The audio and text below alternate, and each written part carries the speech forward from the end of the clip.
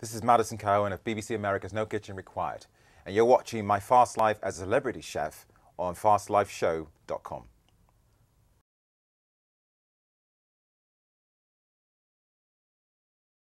Please welcome celebrity chef Madison Cowan. Welcome, Madison. Hello, mate. Welcome. Thank you for having me. Hey, great having you on the show today. You know, certainly your new series, I think it clearly challenges our minds and possibly our appetites as to the idea of exactly what may or may not be edible. But real quickly, are you fully recovered from your encounter with the bat?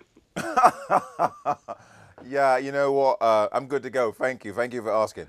Great. I'm glad to have you here today for this interview. So let's talk about, your life, your career. Certainly no stranger to challenges. Today, no exception. How are you preparing for your current opponent of meat monotony?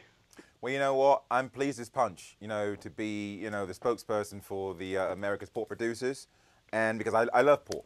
Do you know what I mean? If I didn't, I wouldn't be here. Do you know what I mean? So, listen, I'm here to share so many wonderful recipes with a very, very versatile cut of pork. Do you know what I mean? I just can't wait to get started.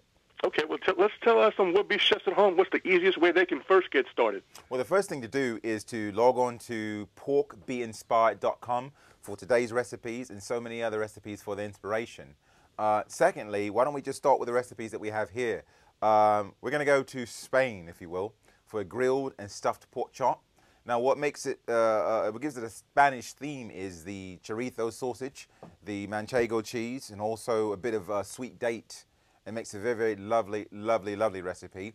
And then we're going to leg it all the way over to Morocco for Moroccan-inspired country rib ragu. Now, that's made with sort of Moroccan tagine flavors and spices. And I marry that with a couscous cake that I sear on either side. And we sort of finish the voyage, if you will, in Asia for a Chinese 5-spice and maple glazed pork chop. And I think it's really, really lovely. Right. Now, for the listeners and viewers at home who have not necessarily been able to travel from the continents that you just referenced, are there any easy, quick tips at home to prepare some of these meals? Well, as I said, these are very, very not only versatile, but easy to knock up. We can go all around the globe without leaving the kitchen, if you will. Do you know what I mean? So do find the recipes on Pork Be Inspired. But we're going to start with the Chinese 5-spice and maple glazed pork chop, yeah? I've just seasoned it with a bit of salt and pepper and Chinese 5-spice, hit with a little bit of olive oil, and then into the pan it goes. Yeah? Right. Now here we have one basically already knocked up. I'm just going to brush it with a bit of the maple glaze. Now this is maple syrup, butter, and it's got a bit of apple cider vinegar. Do you know what I mean? And I'll tell you something. The key to it really is to not overcook the pork. I mean, so many people get stuck in not only preparing the pork chop the same way again and again and again, but a lot of people tend to overcook it as well. Now, what you want to do, the best thing is, my number one tip is to invest in one of these little gadgets. It's a meat thermometer. Yeah, it's very inexpensive, and you want to insert it into the meat and make sure your meat is cooked no more than 145 degrees. That's Fahrenheit. And also allow it to rest for about 3 minutes or so.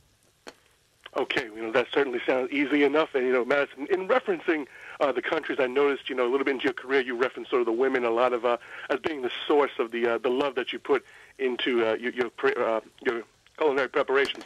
Absolutely. And I wanted to ask you a little bit about in your career, what came to mind with that notion when you had to prepare for Scarlett Johansson and Halle Berry? Well, you know what? I think it started with my mum, my stepmom. She taught me to cook when I was about 3, 4, 5 years old. And, she did it with love. And she did it with passion and soul and comfort. Do you know what I mean? She made sure that I would never depend on anyone for a meal. And then, as I grew and I went out throughout my life, I realized that, cooking was my, claim to fame, if you will. It's what I did best, what I enjoyed most. And I think to do it in the same ways that you love your family or your lady or your partner, whomever, if you do it with that same passion, you can't help but to have a very, very lovely meal. Do you know what I mean? Like these pork chops, not only are they very versatile, but they're very, very succulent as well. Right, and absolutely. And Madison, I also understand you to be a connoisseur of vinyl and good music, and certainly that accompanies, good food at times. So, what music do you like to enjoy with your pork chops? Oh, man, you know what? When I'm cooking up pork chops or anything at home, I've got a bit of Marvin Gaye, Nina Simone, Lenny Kravitz. Do you know what I mean? I even rock a bit of Frank Sinatra. Do you know what I mean? Yes. And that all will go right in hand with your soul voyage, correct? Absolutely, brother. Absolutely. Okay. So as soon as they find these pork chops, will that Soul Voyage book be coming later in the year? I'm looking at next spring, 2013. Hopefully, you know, if I'm lucky, if I remain blessed. But, you know, look for it. But until then, please find my recipes and so many more exciting recipes as well on porkbeinspired.com. Thank you very much for your time today, Madison. Nice one, brother. Thank you so much. All right.